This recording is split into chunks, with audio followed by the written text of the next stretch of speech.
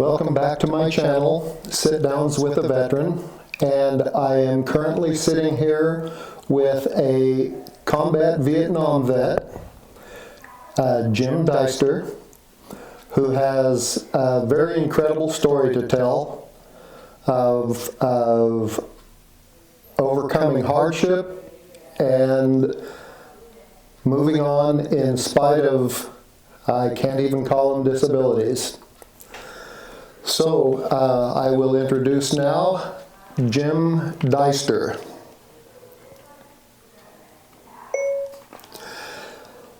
Jim is deaf because of his injuries in Vietnam. Therefore, I will be asking him questions via iPad, and so there might be some lag time, but we will make this as smooth as possible for you. Jim, could you tell us a little bit about where you are from and where you were born, all leading up to your service? Okay. I grew up in Ulysses, Kansas, way out west. I graduated from high school in 1963. I went straight to Emporia State.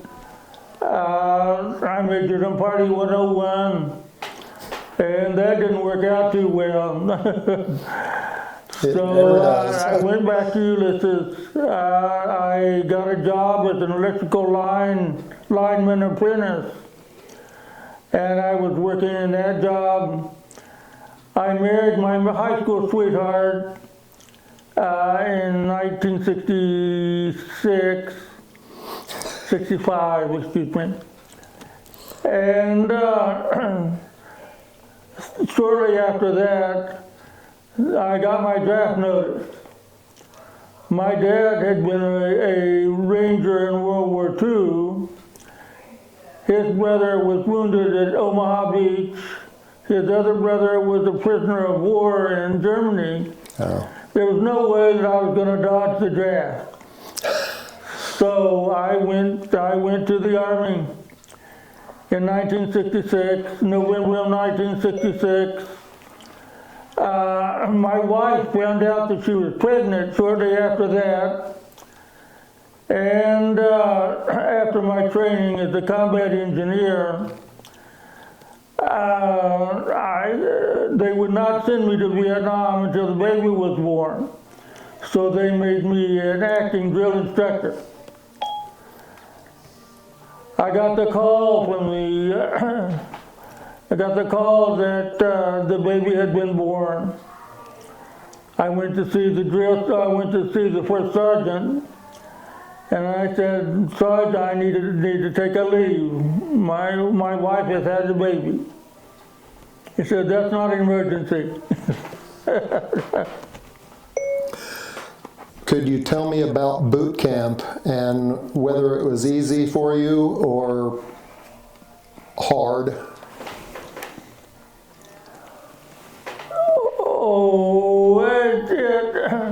Boot camp wasn't real hard, but it was enough, that it made a soldier, let's put it that way. Right.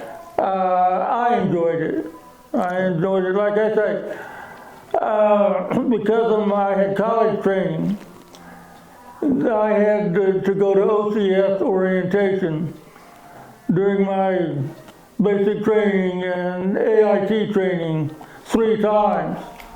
And I said, no, I just want to do my 2 years and get out.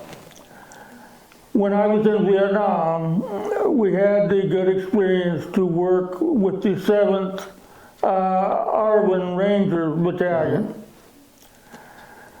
And during that time, I decided that what I was going to do was finish my tour, come back to the States, go to OCS, and then try to get on a mobile advisory team.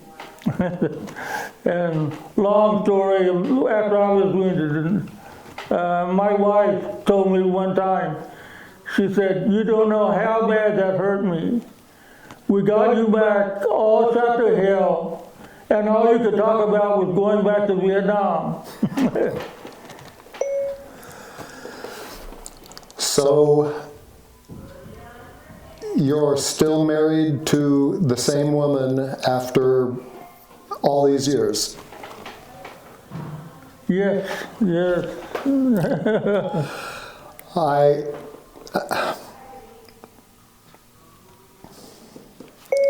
I would love to meet her too. Period. I am also a fan of the spouses who wait. Oh, okay, yes, oh, yes, yes, yes. What was your normal day in Vietnam like? Question mark. Did you patrol every other day, a couple times a week?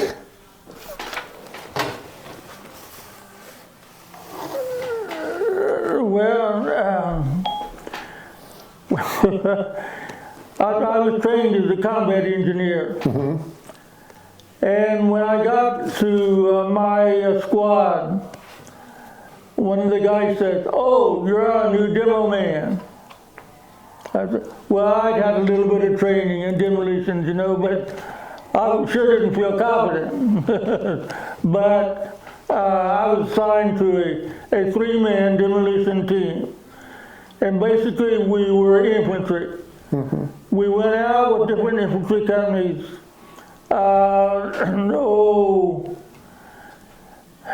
Let's see, it wasn't all the time, but it seemed like all the time.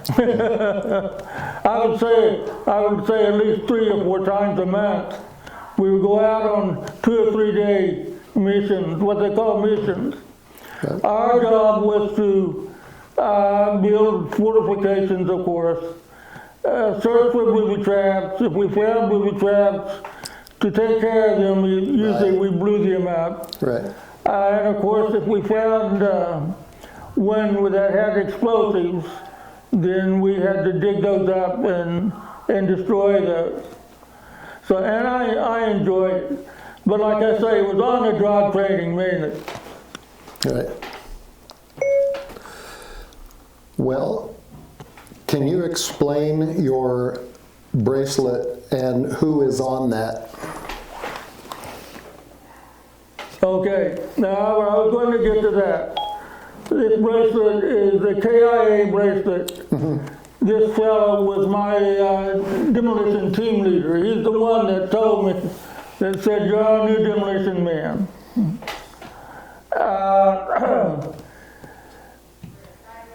James A. Daly, we got along fine. He was from Kentucky. And interestingly, he was the oldest boy of 4 boys, and I'm the oldest of 4 boys. Our name's J.D. we argued basketball.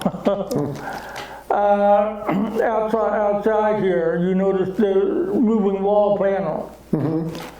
His name is on there, as well as 7 of my other friends who were killed the night that I was wounded.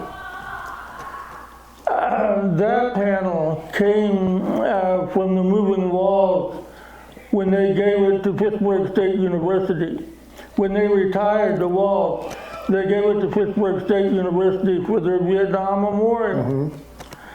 Sam and I were down there and we talked and everything.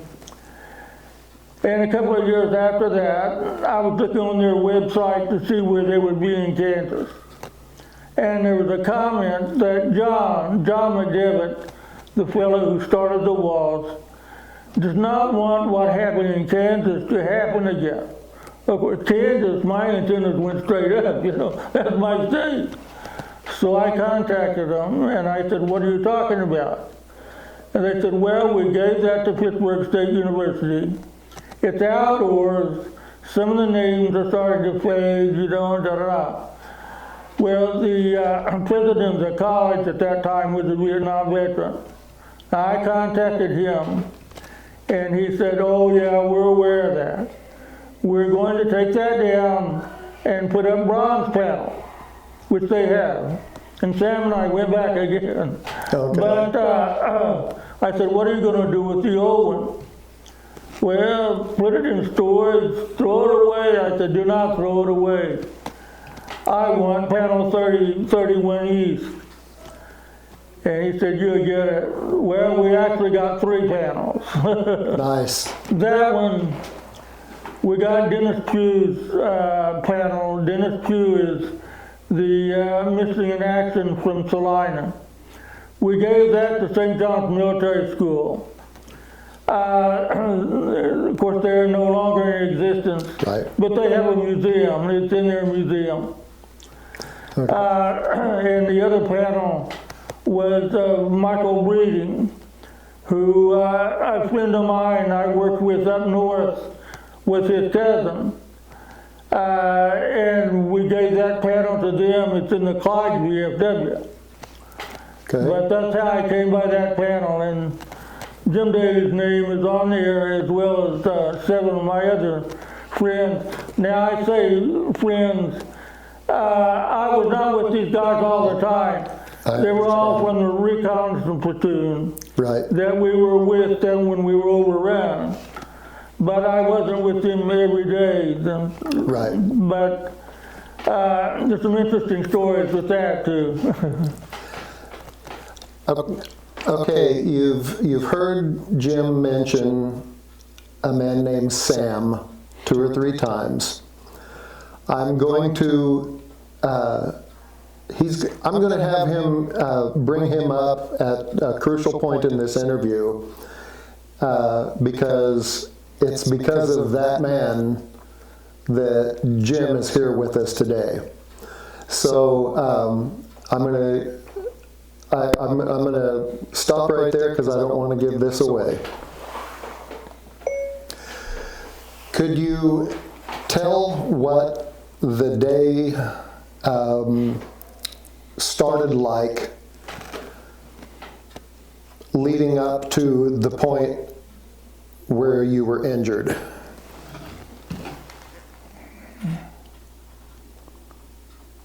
Okay. On the 16th of November, 1967, which is my birthday, by the way. It was my 22nd birthday. Wow, happy birthday. Along the Cambodian border, in what they call the Plain of Reeds section of the Mekong Delta. Well, getting out the helicopter, we were shot at. We were pinned down almost right away. You want to point it out on the map?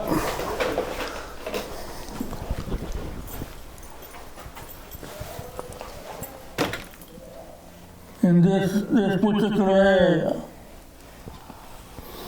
Okay. Yeah, because this is the whole delta right down This is the here. Mekong Delta.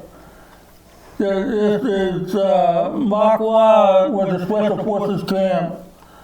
And west of there was the Plain of Reeds. And Okay. there's another map, I think, that probably says the Plain of Reeds.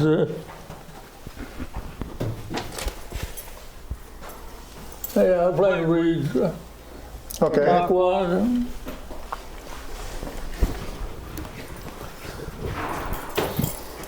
As we were getting off the helicopters, the Viet Cong, what we thought were Viet Cong, were shooting at us. We moved up to a tree line, kicked the pigs out of the tree line, and sat up there for the rest of the night. During the afternoon, they shot down a Cobra gunship. And in 1967, the Cobra gunships Brand new. were kind of rare. So they called a reconnaissance platoon in to surround it. They spent the night in chest deep water around this thing to keep the enemy from getting to it. The next morning, we, demolition team and the reconnaissance platoon, we took out the armaments and electronics, and then we blew up the rest of the helicopter. Jim Daly, our team leader, was worried because we used a lot of our demolition to blow that up, and he was worried about getting a resupply. After that, we loaded up with the reconnaissance platoon and moved to a fire support base called Kedgel. And it was close to that area. And as we landed there, the captain said, "There's a good chance we're going to be hit tonight. We want you guys to go across this canal and set up." So we went with the reconnaissance platoon across the canal. How deep was the canal? Okay. The infantry and artillery guys always said a river. I knew it was a canal. I'm an engineer. Oh. But it was as large as a river, and Okay. probably 6 to 8 feet deep. Okay. And so we set up, it was just a little island like. On one side was the canal, and on the other side were rice paddies. Okay. And we had 3 entrenching tools to dig the fortifications and fill sandbags. Hey. So we did that until late in the evening. And the reconnaissance platoon leader, Lieutenant Alley, he sent out listening patrols out in front of us. And we basically went, we didn't really go to sleep, but you dozed, okay? Right. And about 2 o'clock in the morning, they shot a Viet Cong probing the lines. Lieutenant Alley went out to check that. Came back, and I remember him saying that it looks like there's more than just Viet Cong. NVA. No, North Vietnamese. Right. So he said, "One of you guys come with me." He was looking straight at me. So I went with him. And he took us to another place down on the canal.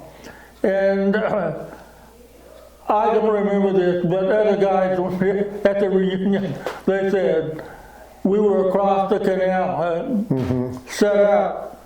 And when the mortars first started, you took off across the canal back to your guys. Yeah, I remember that. But about 2:30 in the morning, the mortars started falling. And they're mostly in the artillery area. Well, I took off trying to get back to my friends, and I could see Jim Daly laying over the sandbags with blood on the back of his neck. So I thought I got to get to him. Well, about that time, I had gunshot wound right here. And it knocked me down, stunned me, of course. And I lay there for a while. I got enough strength to get up and start moving again.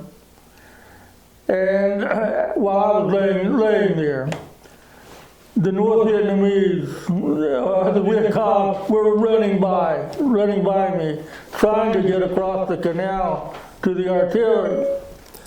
They thought you were dead. Well, they weren't worried about me. They wanted one of those artillery pieces. So, and I was looking up at them, and I thought, oh, well, you guys are awfully well equipped. Bush hats, little backpacks, AK-47s. Right. They're not the farmers that we usually walking. Yeah. So anyway, after I started moving again, then things sort of got cloudy. I suppose that's when I was shot in the head. And I remember something coming up behind me.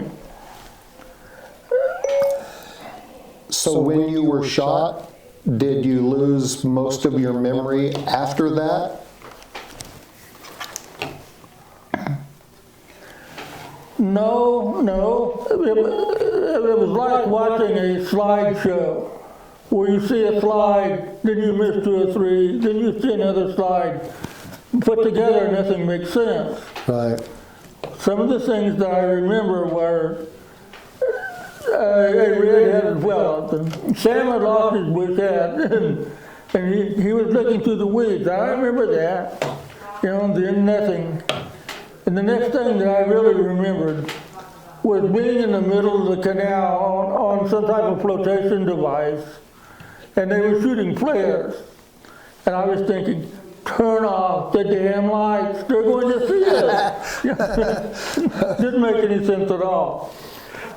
But the next thing I remember was this nice looking nurse was shining a light in my face. And she said, do you know where you're at? And I said, well, last night I was in the Mekong Delta. And so she wrote me a note. She says, that was 3 weeks ago and you're in Japan. Oh, and you'll be going home soon. I said, oh, but yeah, it happened. When did you realize the severity of your injury? I'm not sure I ever did. No. When I was in Japan, I couldn't walk. I had tubes running out all over me, and basically they kept me shot up, I think. Right. At one of the reunions, I met the medic who took care of me after Sam got us back across.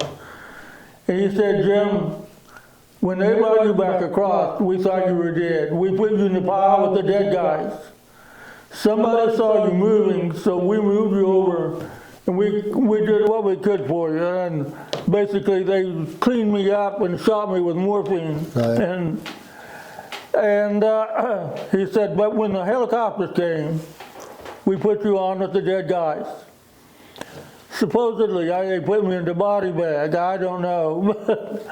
Anyway, on the helicopter, they decided I was alive, so they started taking care of me.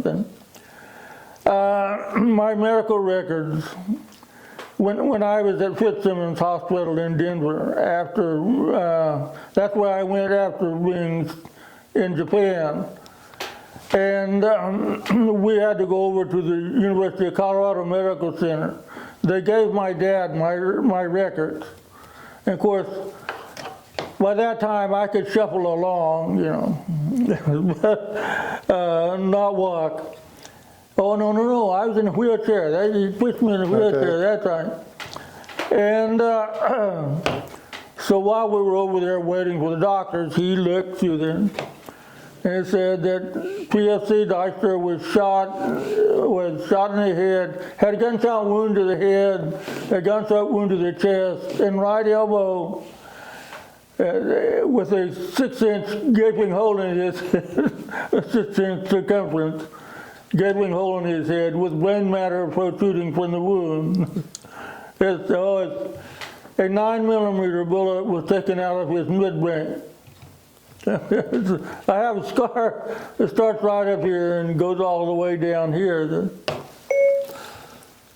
So a 9mm, somebody came up and basically it sounds like tried to execute you. Right there, and there's a story behind that too.